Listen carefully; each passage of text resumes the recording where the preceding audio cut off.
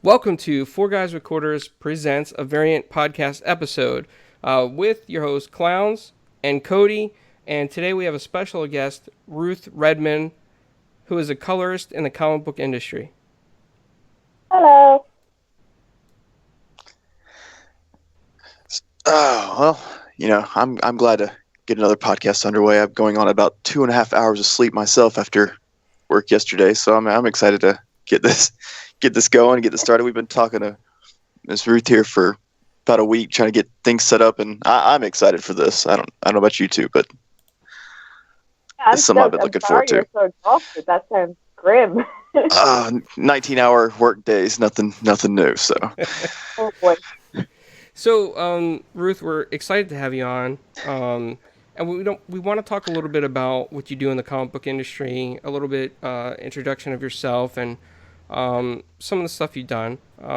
So if you can go ahead and introduce yourself. Yeah, sure. So my name is Ruth Redmond. I'm a colorist. I'm originally from Ireland and I live in Canada. I've been a colorist for about 5 years now. I started when I was in my third year of college and started working professionally then and kept it up through, and now I've been out of college for a few years. Wow, that's amazing. So you started in your third year of college? Yeah, so I got really lucky and I was already interested in comics. I had self-published some short stories and things, and I was studying animation in university, and I happened to become friends with Declan Shelby and Jordi Belair, and they took me under their wing and trained me in an informal kind of way over the summer between my second and my third year. And then by December of my third year of university, so the end of the first semester, I started my first Marvel gig, and then it just kind of took off from there. Wow, that's amazing. So you mentioned that you were already a little bit into comics. Growing up, any cartoons or comics that you really stuck with or liked a lot? I didn't. So Ireland doesn't have a very good access to Marvel and DC comics when I was growing up. A lot of the comics that I was exposed to were books that I found in my local library. There was more access to the big two in Dublin, but I didn't live in Dublin at the time. And I read a lot of Asterix and Obelix and Tintin, a lot of European comics, like what you would expect. My dad was a big fan of Garfield and the Far Side Gallery, so I read a lot of those. And it wasn't until I got to college that people started to show me the big two, and I got really into reading a bunch of different graphic novel collections of stuff, trying to catch up on the history. There's still so much history I don't know about when it comes to Marvel and DC, but I've got a better grasp of it now. But yeah, I definitely remember one of the first characters that I got really into when I was in college was Deadpool. oh yes, Yeah, Deadpool is an one of my amazing favorites. character. Absolutely. Yeah, he's so good. So a little bit about the color and background, the aspect of it. Did you like coloring as a child? Because when I used to color, I could never keep it inside the lines. I used to try to do Hanna-Barbera stuff, and it was all over the page. It looked like a You still can't. kaleidoscope. Yeah, I mean, that is true. Yeah. Well, I think with kids, when it comes to coloring, I really don't if I'm looking at a child's coloring, what I don't value most is how they color inside the lines. What I'm more interested in is what colors they're choosing, and how they put together an image. I think that's what was quite fascinating, and what they choose to represent certain things as. But outside of that, yes, I definitely drew a fair bit as a kid and colored my stuff in. I liked painting and things. I kind of had fallen away from my interest in art towards the end of primary school and secondary school, or high school and middle school. And it wasn't until I was 15 that I started to become interested in art again, because a girl that I was in school with introduced me to manga, and that rekindled my interest in comics. And then, so I was really into manga all the way up until about just before college, and then that's when I got into American mainstream comics. Yeah, I love what you said about it's less about coloring in the lines and more about the colors they choose. That brings me to something I brought up to you earlier about the process. I've always been curious, as far as your job comes, do they sort of give you an outline of what they may be looking for, or is it more of, hey, here's a blank slate, let's see what you got based on your past history? They kind of know what your art style, your coloring preferences. Do you how much artistic freedom is involved based on you getting this blank slate and the final product? Mm-hmm. That's a good question. So it really depends from editor to editor and company to company.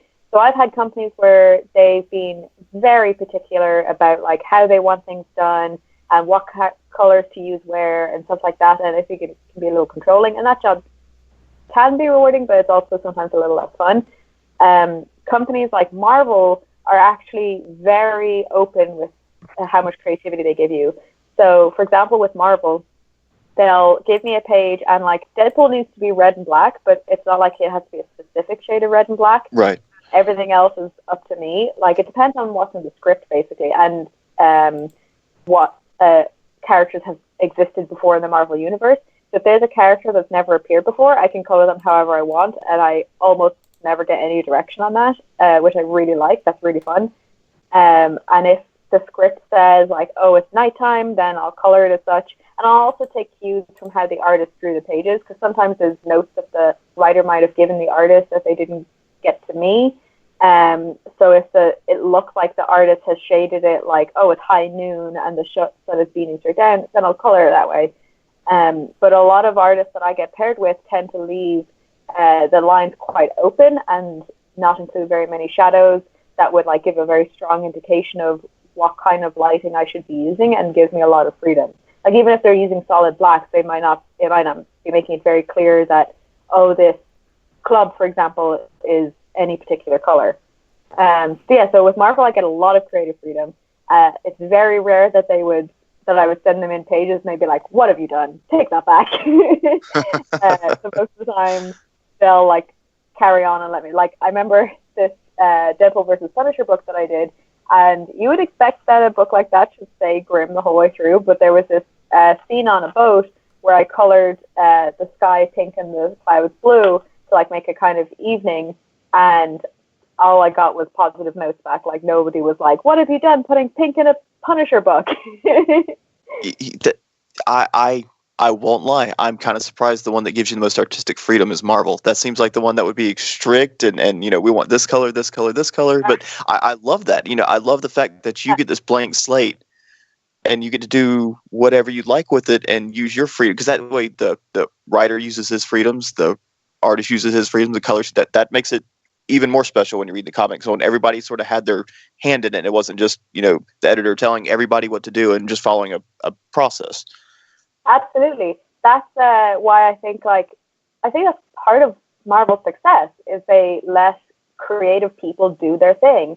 They don't like try and dictate it from, editors are obviously creative people too, but they pay these talents to use their talent. Like, I don't know why Right. you would like constantly squish that back, but it's also part of what, like, not to get like into uncomfortable topics, but like that's part of why I get so frustrated when I see certain people online just like brutalizing editors that work at different companies, because particularly Marvel editors, they really they're like cat wranglers. They're just making sure everyone's on time. They're not really like dictating how things are done for the most part. They really are just like trying to let creative people do their thing and like make stories that they're passionate about and comics that they really like. So it looks very silly to me from the outside when I see people like berating editors for how a book turned out. Yeah, no, I'm with you. I don't get people berating anybody. Just enjoy comics, people. Also that. Yeah, for sure. Marvel offers a lot of creative freedom. They're really great that way. Now, once you've colored something and you send it in, do you ever get feedback from the artist? Mm-hmm. Yeah, for sure. I definitely try and keep an open dialogue between myself and the artist whenever possible. So usually before I start a project, I'll email the artist and ask them like what things they're inspired by, or if there are any other colorists that they really like, how they do things, and like see if there's anything that about how I color things and how their favorite colorists do things that I can like bring to the table. and see if there's any like crossover in our Venn diagrams. So I try and keep that communication open, because I think that like the artists spend so much time with their pages, and I'm sure they have like a lot of feelings and opinions about how things should go. I try not to let them like overrun me and dictate completely how the page goes, but I definitely am interested in their feedback. Now I'm cycling through some of your images during this podcast. Is there any images that you want to specifically talk about? Let me think. Yeah, I guess a nice example of creative freedom. It's a small way, but I really like using very bright saturated colors when I color Deadpool books, because he's such a fun character. Like, obviously he has his like horrifically sad moments, and he's a very tragic soul overall, but I like to try and keep that like silly energy. So I like to use bright pinks and purples quite regularly. And one fun way for me that manifested was back in Deadpool Secret Wars, there was a scene where Deadpool gets infected with a piece of venom and becomes what later becomes officially Venompool. And so I used this bright pink and purple. And then there was a scene when I got to do the miniseries Back in Black, which is all Venompool, where I got to use pink and purple again. And specifically, I remember I got to color these swords pink. So the Venompool costume was already designed. That was already white and black, which makes sense. It's Venom infected. But I got to color these bright pink swords. And then when the Marvel Legends released a figure, he has pink swords, which I thought was pretty neat that I got to like make that canon and bring as like that much pink into Deadpool's world. That's awesome. That's actually one of the pictures I locked on, because I'm Deadpool is my second favorite comic. I've been reading him since I was a little kid, and that's what's so fun about Deadpool. You could literally make a Deadpool comic where his costume, outfit, whatever you want to call it, is completely pink and purple, and no one would bat an eye, because it's Deadpool. No one in their right mind would be like, "Oh God, what's Deadpool wearing this week?" Like, it wouldn't. That's what's so much fun about that character. You could put him in a rainbow jumpsuit with mohawk, and no one would think twice about it, because it's Deadpool, and he's just crazy like that. And that's what's so cool. You get to work on him, because the artistic freedom there has got to be awesome, because no one bats an eye, because it's just Deadpool. That's what he does, and that's completely awesome. Absolutely. Yeah, Deadpool was one of the most fun characters I've ever gotten to work on. Unfortunately, I don't work on him anymore since they changed the editor and the creative team over. Right. A year ago when Scotty Young took over. But that 2.5, 3 years that I was working on Deadpool books was so much fun. It was really good. Speaking of what you worked on, if you had carte blanche where everybody came to you and said, we love you, who do you want to work for? Is there one character you've always wanted to draw, always wanted to, color in the comic books? Is there just one character there you've always just wanted to get your hands on? I do feel very strongly about Ghost Rider. I really, really like him. Yes. But also, I think I would super enjoy a Guardians of the Galaxy book. Oh, yes. I just love coloring space, and that seems like a prime opportunity for me to just do crazy saturated colors all the time. I think Guardians of the Galaxy or Ghost Rider would be up there for sure. Oh man, you'd have so much fun with Guardians of the Galaxy, because you'd have so many characters you could just mess around with and have fun with. I know, it'd be so much fun. I love coloring aliens and things. When you're coloring, is everything digital nowadays, or you still get to color on actual paper? It's all digital now. I mean, there are some people who will still do it, but the vast majority of colorists that I know work exclusively digitally. Most of the time, at least when it comes to American mainstream comics, sometimes there'll be exceptions, like the Alex Rosses of the world or whatever, but most of the time it's all digital, unless you're working on a very personal project, or it's usually reserved for indie comics or graphic novels with a bit more time, because the turnaround for books coming through Marvel or Boom or whatever are very, very fast. Wow, that's pretty cool. I actually picked up a lot of back issues that you've done, and just even the covers, like everything just pops on those. Like the Spider-Man Renew the Vows and the Deadpools that you did. I even went back and got the I think it was called Deadpool vs. Punisher. I even went back and got those, and my comic store guy was like, "Why are you picking up all these random back issues?" I'm like, "Oh yeah, because Ruth Redmond did the colors," and he's like, "Huh?" He looked at me, and I was like, "Dude, colors, man, they pop." Yeah. Oh, that's so nice of you to pick up those back issues. Thank you so much. You guys are really doing your research. Absolutely. Oh, yeah, me and him that's why we're so excited to do this, because we've read comics when we were kids. We're always talking, comics. We've been friends for a decade, and we're always sending random issues of comics to each other. Like, man, have you seen this? Have you seen this? And none of it makes any sense. But now we're excited to finally, get a podcast and get to speak with some people that we've always, always been. Like I said, I've been to comic cons, you name it, this guy, but you're the first colorist I've been able to sit down with. That's why I'm so excited about, because to see a new aspect of this that I've never seen, because we both, when we come to comics, you got the artists, you got the writers, but me and him always find something.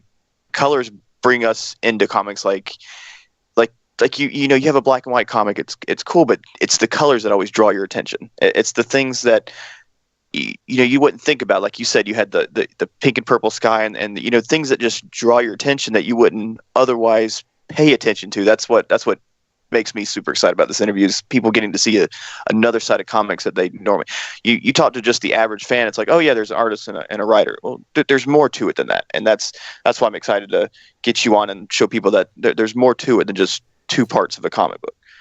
Yeah. No, that's great. And yeah, I might be biased, but I do think colors are pretty neat. Absolutely. Have you had the chance to go to any conventions as a colorist? Yeah, I've been to a few. I tend to not go like officially. I tend to just kind of show up and then float around and hang out at my friends' tables and stuff. But I've been to New York Comic Con. I went to a few conventions in Ireland and the UK when I still lived there, and I've been to Fan Expo in Toronto.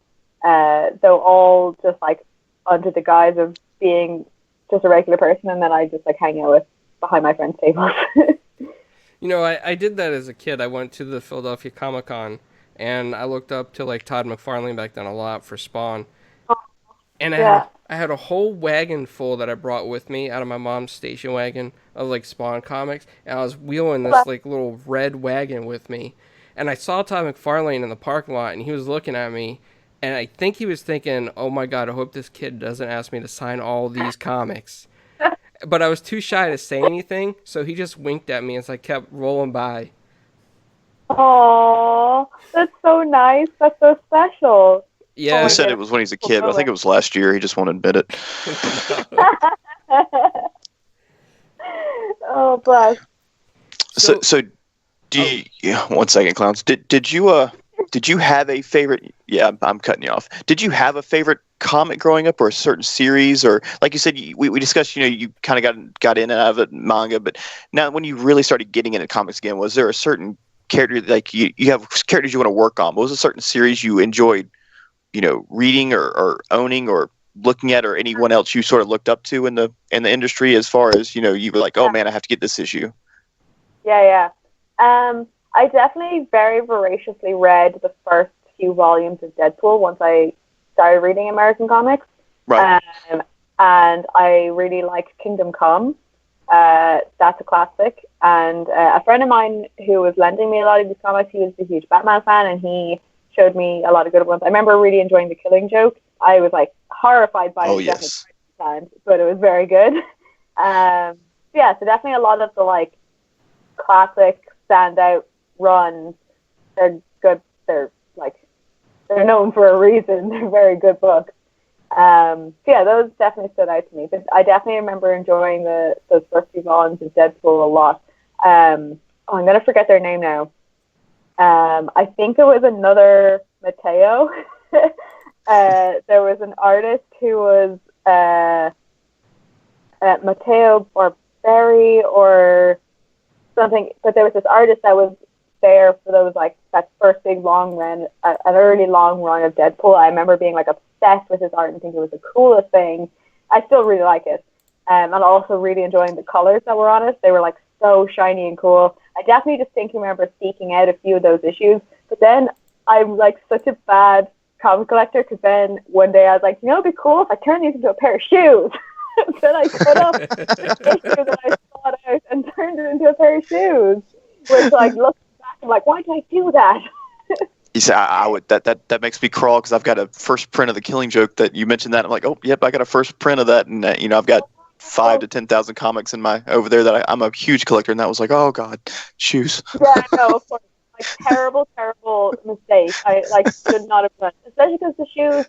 I bought like cheap ass pair of shoes, and they were so uncomfortable I couldn't even wear them. It was such a pointless endeavor.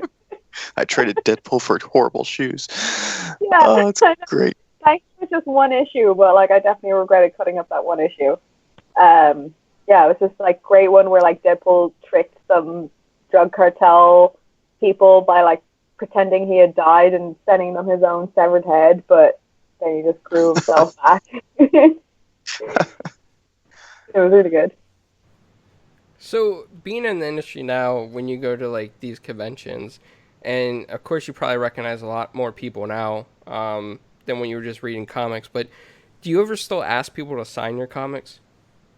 Oh yeah, of course. Janie Mac, absolutely. Especially because like I can be kind of shy and awkward. Like I'm pretty bubbly once I'm more comfortable, but I'm pretty shy and awkward. So a lot of the times I'll like walk up to someone and be like, "Can you sign my comics?" Also, we've worked together.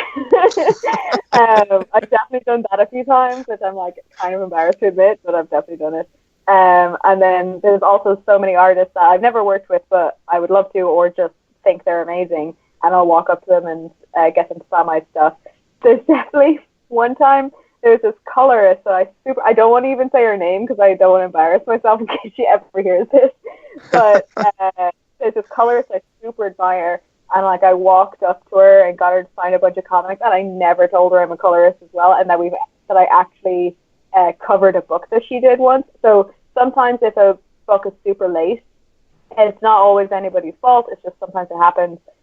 Sometimes they'll bring on another colorist to help get the pages colored faster. And your job as the colorist coming on is to replicate that artist as closely as you can. So there were a couple times when I like shadowed her and like did over her, or like filled in the pages that she couldn't get to. But I didn't admit it to her. I didn't tell her at all when I was at the convention. I was just like, I think you're great. Okay, bye. That is awesome. That is absolutely awesome. Like, you have no idea who I am, but thank you. Yeah. Just so awkward. Yeah, my husband makes fun of me all the time that he's like, you'll talk to any stranger in the world, but once you like think someone's cool, then you get really shy and weird. Does he ever ask you to like go up to somebody and be like, "Get this sign for me, please. Get this sign for me, please"? Does he ever my do husband? that? Yeah, does he ever do that to you? Yeah, a little bit. He's not as interested in comics. Like, he's gotten more interested since we've gotten together, obviously, but he's more of a toy collector. So there are cool. definitely people that he's very interested in, if they've like also done toy stuff or acting stuff or whatever. But yeah, there haven't been too many people, because he's also more confident than me, so he would like happily just walk up to somebody and be like, "Hi, will you sign this? Also, you should know my wife." You're hiding in the corner somewhere behind a booth, and like, nope. Yeah. Very red, like, don't say my name. So, how many people does it really take to put just a single comic book together, like one issue? Usually, the minimum number of people I would expect to see on a project would be 6. Because there would be the editor, their assistant editor, the writer, the artist, the colorist, and the letterer. Okay. Yeah. And how far in advance do you guys have to work together just to get one issue out on time? So I'm not 100% sure on how long writers are usually given. It seems to depend and vary quite widely, but the script is usually written probably about a year in advance for like a run of books, a run of issues. Single issues, I'm sure, are written much closer to a deadline, but yeah, like for a run of issues, a script will usually get written like a year, half a year in advance. And then the artist is given a month to draw their issue, and then a colorist, we're usually given like a week to 2 weeks to color it, and then the letterer gets like a few days. So, and then like ideally you'd want to be like having everything wrapped up at least a month or 2 months before the book actually goes to print and hits the shelves. But yeah, that's like the minimum amount of time you'd want, because it takes a while to print stuff and then get it all packaged up to be distributed. But if you're lucky, then you might get a lot more time. So yeah, it kind of depends. But I guess overall, it probably takes about a year from like concept to completion, at least with like somewhere like Marvel. And then some indie stuff or like smaller issue stuff will get done faster.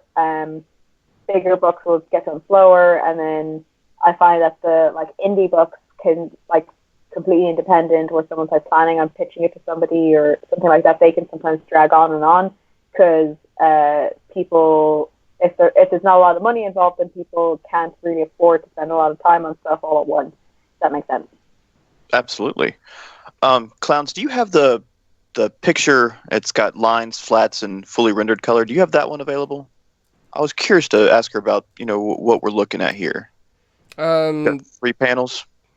3 panels. Do you know which? It's Deadpool. It's got line. It's 3 different panels. One's one's black and white. One is the flat colors, and one is fully rendered colors. It's the second one from the bottom that she sent us. I believe it's called process.jpg. Yeah, it's called process. It's got Captain America in it. Yeah. Okay, I have that one up. What are we looking at here? That one drew my attention, because it's got 3 completely different looks about it, and I was and it's called process, so I absolutely was curious what sort of process we're looking at. Yeah, so this is kind of like a simplified version of the process. So basically, I get sent the image that you see on the far side, that's black and white. That's the lines that I get sent. That's the artist's finished image, and that's what they've done. So this one is by Matteo Lolli, who I worked with a lot when I was working on Deadpool. So the flats are where you separate out where you want color to go. You don't always have to do this when you're coloring, but I almost always do it, because I find that it speeds up the process so much and makes editing way easier. So if you have a basic understanding of Photoshop, basically you're making a hard-edged shape that you can grab with a magic wand tool, which will then allow you to like color in on top of it. It'd be easier if I like probably showed my layers, but for the simple explanation of it, then you have your flats. Sometimes if you're in a hurry, you can pay somebody to do these, and they'll come back with random colors. This one, I believe I flatted it, so it's pretty close to the colors that I intended to use in the final image. And then after the flats are done, then it makes the coloring go a little bit quicker. And then that's when I add on the shadows, the highlights, the textures, any extra rim lights or anything else that's happening in the image that goes on layers above the flats and below the inks. So the inks go on the top, everything else in the middle, and then flats on the bottom. Does that make sense? To go from that middle image to that right image just astounded me. I was like, holy crap, that's awesome. So I was like, that's when I wanted to bring up, because I was like, I have to know, because that's awesome to go from that middle image to that right image. Yeah, that's something that I struggle with explaining to people sometimes, is how flats work. Because sometimes I'm like, yeah, I pay someone to like flat out the image so I can grab sections. Someone's like, so you pay someone else to color it and then you get the rest of the money. I'm like, no. There's still so much I have to do after the flats are done, but they help me speed up my job a little bit. Well, next time they piss you off, just leave one of the characters bright pink and yellow, like the bottom right one, and they won't say anything else. Yeah, exactly.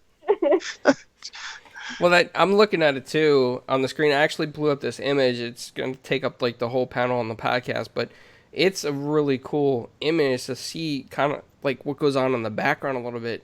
I had no idea that there's anything called like flats at all. And then all of a sudden you see this like fully rendered colored image that looks epic. I mean, so detailed.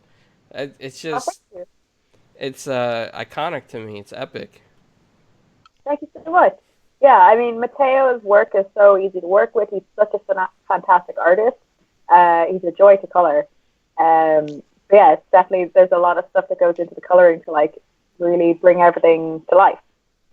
Is there like a quote unquote hardest part of your job, as in like say you'll get a certain type of paint on, you're just like, oh god, this is gonna Yeah. take some time. Is there like, like you said, you mentioned times of day or certain sort of scenes, is there just one you get and you're just like, oh, I need a minute, like you just gotta, Yeah. it takes you a little bit longer? Crowded scenes, like in a city setting or something, or like a scene where there's like loads of buildings. I'm like, oh, this is like going to be so much work to not make this look flat or look like the colors are disjointed. Like that kind of stuff can be quite challenging. Most of the stuff, most of the time, if there's like a challenging texture or lighting that I have to achieve, that's kind of something that gets me excited to like do something that I'm not very good at. Right. But definitely crowd scenes are usually a bit of a drag. Trying to make everything different, everything stand out just a little bit on their own. I could see how that would be. That'd be a little bit. That would be extremely difficult. Oh, yeah. What are you currently working? Where can people see your work? Is there something you're currently working on that they can look at and see ongoing?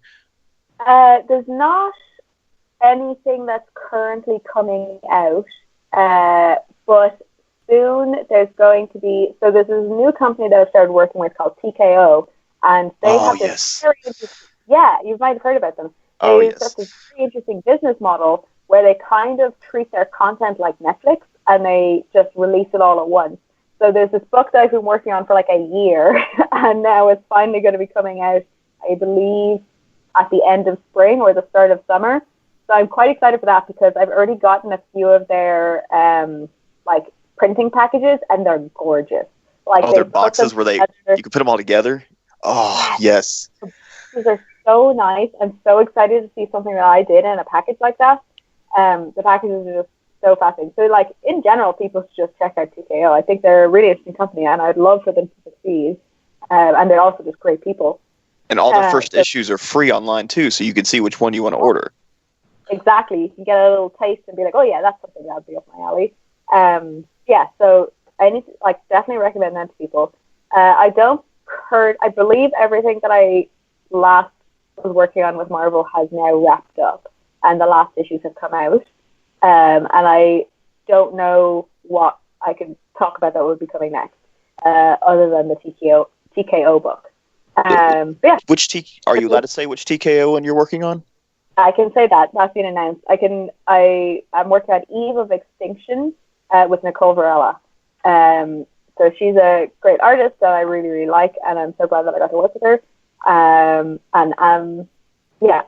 really excited that that's going to be coming out.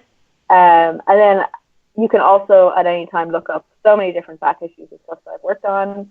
Lots of things that we've talked about already. A bunch of Deadpool stuff.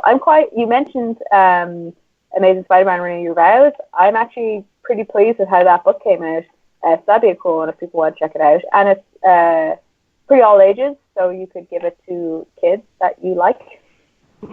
I love Spider-Man, but Cody on the panel, he's not as big as a fan as I am. Like, I got Spider-Man pictures everywhere, and Cody's nice. He shot me down on that. He's like, nope, I'm Captain America. That's an ongoing thing. I love everything about the Spider-Man world. Mary Jane is one of my favorite characters ever. Like half my comics are Mary Jane comics because I love the way that she's portrayed, and I just don't care for Spider-Man. I feel like you could replace any superhero for Spider-Man, and every story would be just as good. That's just me. But I pulled up Eve Extinction. Extinct. Jesus, I can't talk today. Eve Extinction, because I swore I heard something about it, and yeah, TKO tweeted out something just the other day about a sneak peek. That's what I was thinking. I was like, man, that sounds familiar.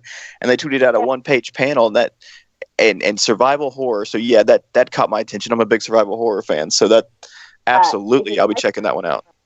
Definitely good for that. Yeah, it's really cool. I've been enjoying it a lot, even just from that's always a sign of a good book, is if I enjoy the script, because the script is like a more tedious part of my job where I have to read through this black and white text image. A book without pictures, boring. So reading through the script can sometimes be a bit of a drag, but if I'm enjoying reading the script, that's a sign of a very good book. And I enjoyed reading the script and reading this. That's awesome. Yeah, Clance, I don't know if you've looked into TKO very much, but like she was mentioning, say you want to read a comic, they send you like you can order either the trade paperback or all the issues, and they send you like a box with every issue already there. Like you don't have to wait for next month or put it in your queue or wait. Nope, it's like she said, it's like Netflix. Boom, I want to order this, and there's every issue of that comic sent to you. Like no wait, no questions asked. You sit down and you read. That's And awesome. it's some really cool comics. I haven't read any myself other than the first, but I have 2 on order. That I have 7 Deadly Sins and oh man, the female snipers. I just dropped the name. The female sniper one. That one's on the way to me as well. Sarah. Yeah, Sarah. There you go. I have that one being sent to me as well. Those are 2 that I've ordered recently that I'm super excited to get. And now I'm gonna have to get Evo Extinction when that one's done because survival horror comic. I'm absolutely on board on that. Nice, yay. I did want to ask you, since you worked on iconic characters and colored them like Spider-Man and Deadpool and various others, do you ever hear from the original creators? Like, do you ever talk to Rob Liefeld or anybody iconic like that has significantly, created the character or changed or altered the character for a decade? Not really. I mean, like, to me, Jerry Duggan is integral to how Deadpool has been for the last 5 years, previous to this new reboot. So talking to him was fantastic. I do remember, actually, it was pretty cool. I was talking to him in a pub in Ireland once, like a year or so before I even started working on Deadpool, and I was already a huge fan of how he has taken the character, like him and Brian Posehn, but at this point, Brian Posehn had was like starting to not work on it so much, and now it was like becoming just Jerry Duggan. And like talking to him and getting to tell him like what a fan I am, and then getting to work with him professionally was like a dream come true. That was amazing. There aren't too many like big players of comics that I have spoken to professionally. Like, there's definitely a bunch of people that I've met and like I've like talked to them, but not too professionally.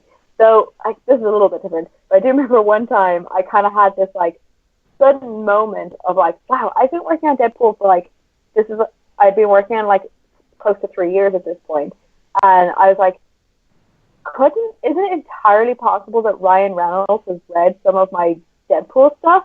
And then I tweeted that out, like, oh my goodness, like, had mind-blown moment, like, Ryan Reynolds might have read my Deadpool work. And then Ryan Reynolds liked that tweet. And then I was like, ah! That's pretty cool. Yeah, that was a pretty fun moment. That was neat. Those movies are pretty good. I guess you love those movies too, based on working on them. Yeah, I remember being like so cautiously optimistic about those movies.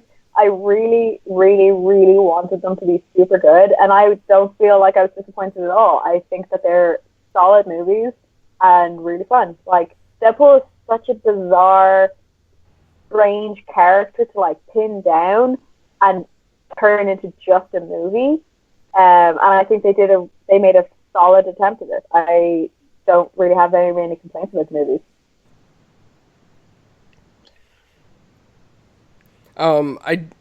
Thinking about all the coloring that you've done, I do have a question. As a colorist, when you color the characters, do you select colors based on their mood, or just based on their traditional like costume colors? Do you ever change your colors based on the characters' moods?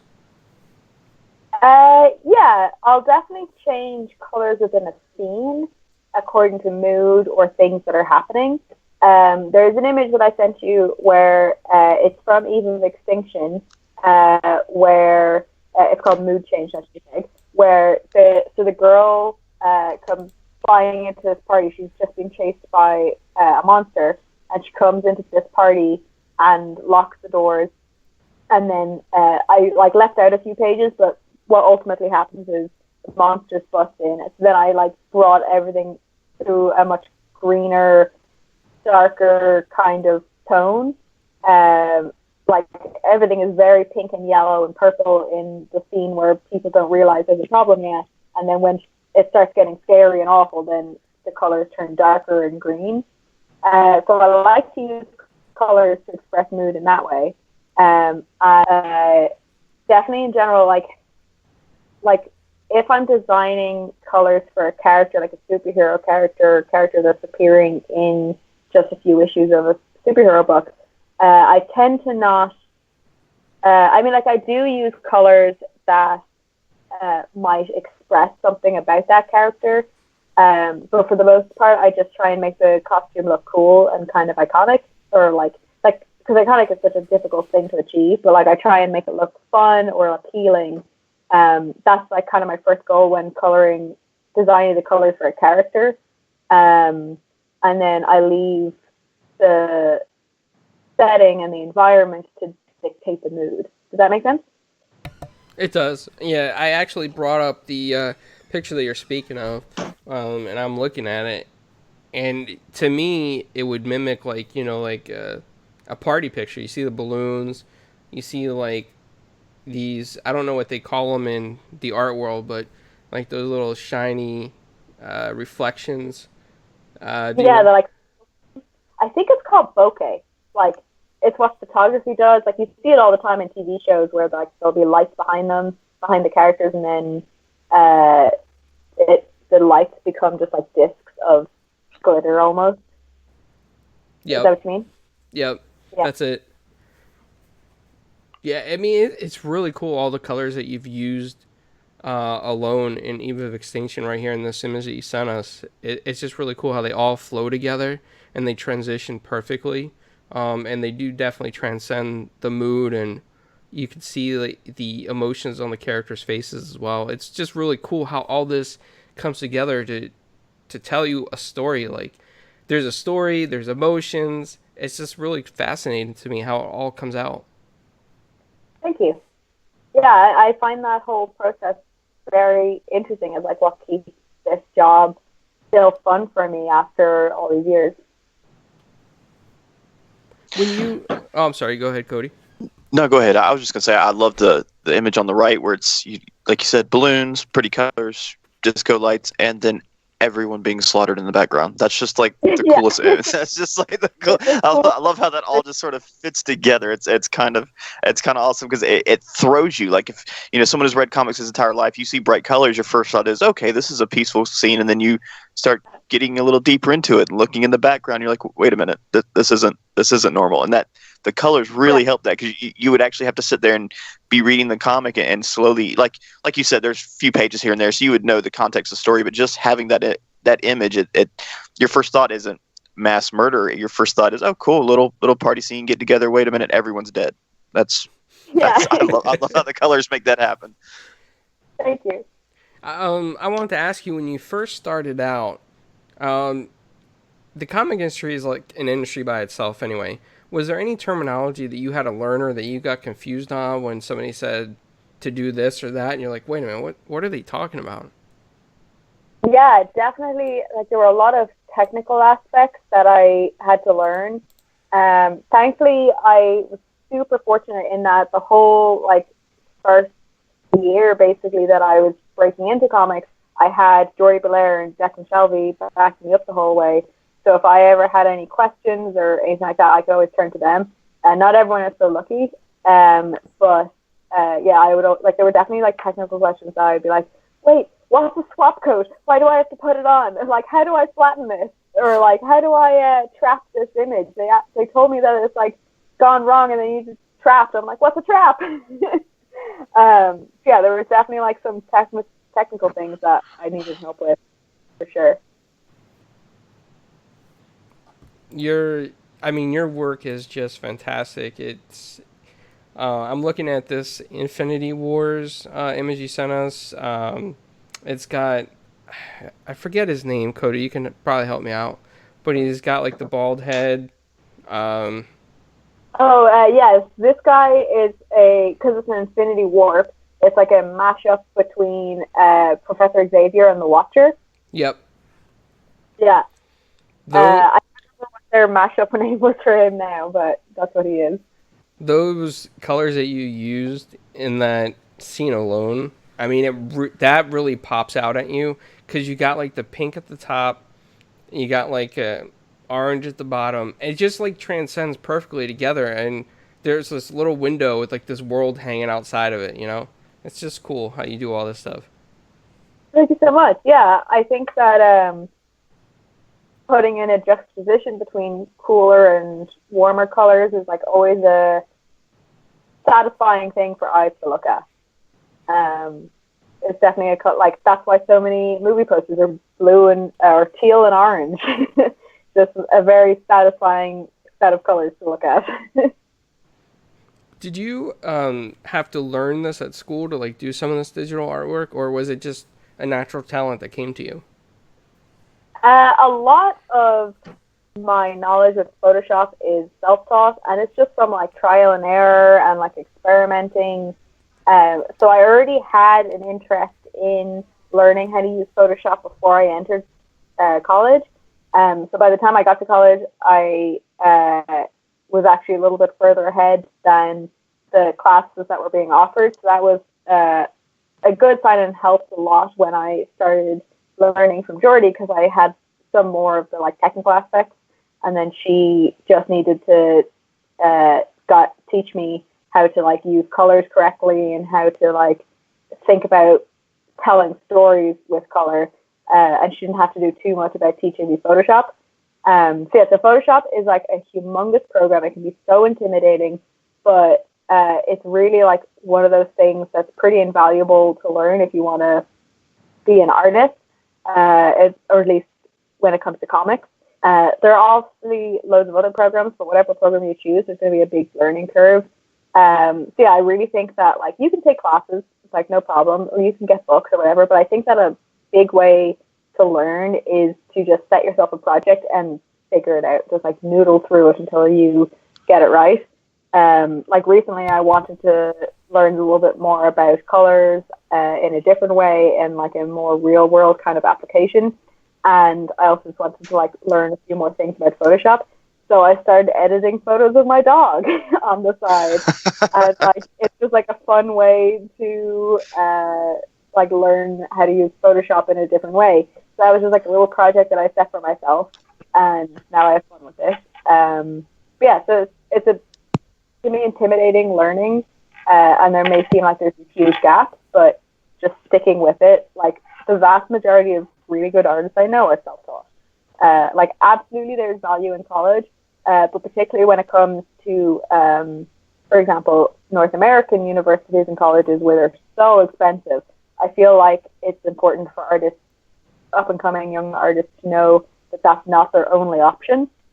That just like sticking with it and being brave and taking chances and working hard and experimenting will get you where you need to be. You don't have to pay $4,000 a year to learn how to color or draw. See that's awesome. Because a lot of people like doing things like this. They want to get into comics one day, but getting to figure out what they need to do is I don't want to say complicated, never, but it's something people just don't know where to start. So that'll help out a lot of people trying to figure out what to do. It can be very intimidating, but it's doable.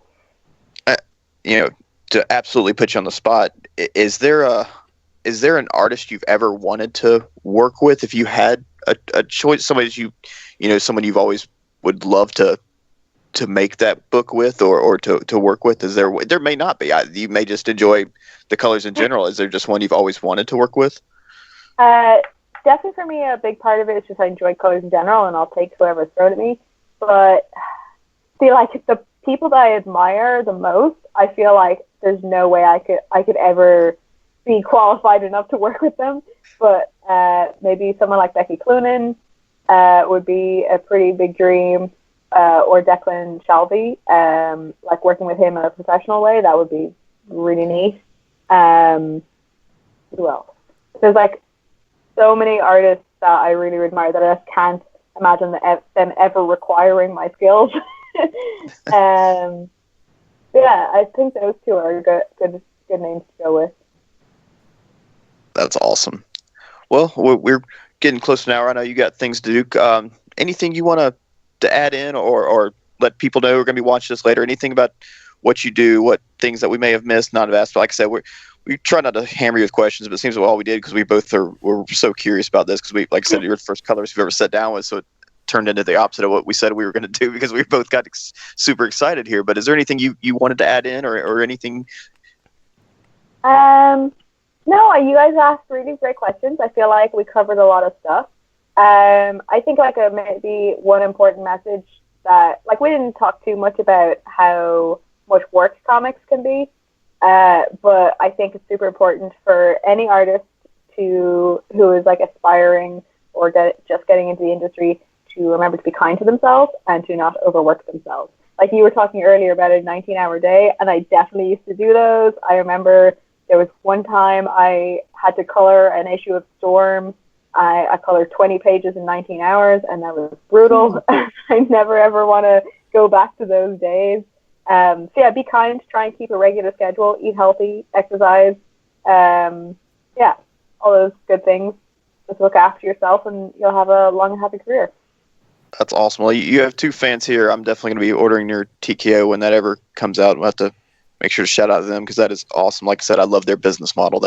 That's a huge thing for me because, I've got a 2-year-old. So going to the comic book store and, actually, unfortunately, every comic book store around me closed within a hour radius. So now if I don't order them online, I don't get them. So I have to do most of my, so TKO really helps with that. So I can get out there and get my comics. So yeah, that's really have to go so far.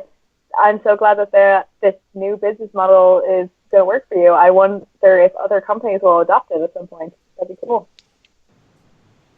I absolutely love it, because being able to get all your issues in one sitting, and then you can talk about them without quote unquote spoilers or people who haven't gotten the new issue yet. It's everybody gets the same issue, so there's no fear of that.